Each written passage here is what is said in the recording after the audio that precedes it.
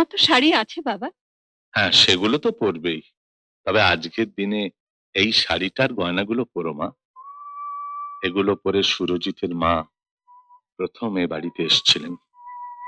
এমন সুযোগ কটা মেয়ের ভাগ্যে জোটে।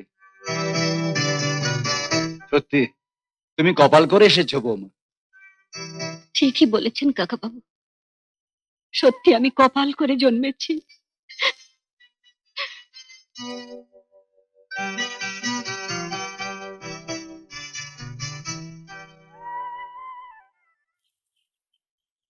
আমায় ডেকেছো কেন? ও, তোমায় ডেকেছিলাম। আহ, ডাক্তার, তোমার ড্রাইভারকে একটু বলে দিও ওদের যেন গাড়ি করে স্টেশনে পৌঁছে দিয়ে আসে। ও, এই কথা। এটা নিয়ে তুমি ভেবো না, আমি আগেই ভেবে রেখেছি। ভাববেই তো, সুরজিৎ কি শুধু আমার একার ছেলে? ওকে কি তুমি কম ভালোবাসো?